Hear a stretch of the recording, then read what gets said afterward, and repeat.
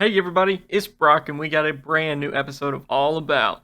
Today it's not a fish nor a coral, we got an invert. Saltwater aquarium's cheerleader. It's the Pom Pom crabs. These crabs are holding pieces of anemones that almost resemble a symbiotic relationship, where the crab's going to use the sting from the anemones for protection by waving his hands over his head. And they'll also use these anemones to search for food that the anemone can eat as well as the crab. So while that anemone's traveling around with the crab, they're going to be eating together most of its life. Jumping into your basic care facts, these crabs will usually cost you about $30 to get one. Tank size required is really any size. People have these in their nano tanks. I'd usually recommend a 30-gallon just because it gives them plenty of room to roam around and search for food. A good tank setup would include a sandy bottom with a lot of live rock for the anemone to scavenge on. Have some nice caves and holes set up for the crab to hide in if they get scared or just need a cozy spot to sleep. They can be a shy invert, so a tang swimming quickly over their head or coming up to the tank yourself to feed might cause them to retreat. Give them time though, they'll be out more and more as they get used to the tank setting. They are very easy to take care of. You really do not have to do much personal feeding to the crab. As long as they're catching some leftovers and have algae around the tank to claw around for, they'll be just fine. Pellets are also a really good one you could do just in case you think he's not eating enough. You can drop those in there, they'll float to the bottom, and then they'll have plenty of stuff to scavenge for. Temper is very peaceful.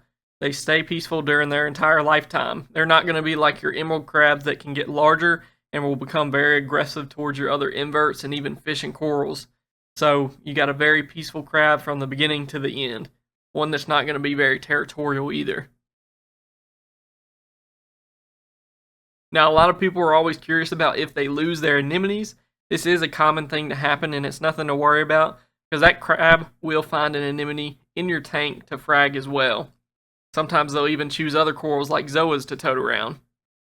They are known to take another crab's anemone if it loses its own, so if you got multiples in there, you might have some competition where they're borrowing each other's anemones. Something even more wild is if the crab can only find one anemone, it'll let it grow, and once it's big enough, it'll frag the anemone. That way it can hold an anemone in each claw. Triactis anemones and Bundopsis anemones are usually the ones they carry around. It's those little white ones like you see in most of the pictures. The pom-pom crab is reef safe. It's not going to eat any corals. It's not going to bother any of them. The only issue you might see is the anemone that they're holding will sting other corals as they travel around the tank. So if he's in a bundle of mushrooms or walking past zoas and the anemones touch them, they're obviously going to get stung. But since the anemones are so small, you really shouldn't see much damage come from them. Temperature you want to keep at 72 to 78, DKH 8 to 12, pH 8.1 to 8.4, and your salinity 1.020 to 1.025. Max size these crabs will get by adulthood is only about 2 inches from leg to leg spread out, so they stay small throughout their livelihood. Colors are going to be whites, lots of grays, but what really stands out is that pink near the center of their body. Very, very pretty. Also, they'll darken up on the rocks so that they can blend in, so a lot of times you won't even see them. Diet isn't omnivore, so they'll scavenge for meaty foods as well as algae. Technique you'll usually see is that swooping motion with their hands, not only to just distract from predators, but also a way for them to grab food. That food that they grab, larger pieces will of course be for the crab, and leaving the smaller items for the anemone. They've even been seen eating detritus, so if you got an issue with that, you can definitely add one of these tanks. They come from the Indo-Pacific region. Haven't seen many people have success with breeding them in the aquarium, but if you are to have multiple, it is likely that you will see them carrying eggs at some point.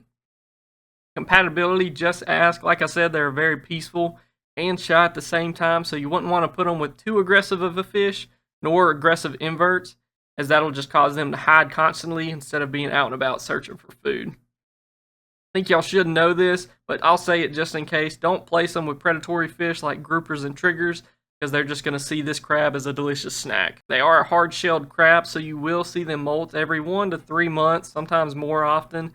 They will definitely molt whenever you first add them to the aquarium, just always seems to happen that way. So don't freak out if you see their shell hanging around on a power head. You can take it out or just leave it in there. It'll take care of itself. That always freaked me out to see my cleaner shrimp skin stuck in the morning. you would always think something's wrong. And that'll do it for the Pom Pom crab. I hope this helped you learn a thing or two. Also helped to see if you can take one in your own aquarium. If you have any additional questions or comments, please leave them down for me to answer, or also for future reefers to see and learn more about. Reach out to me on social media if you ever need any help.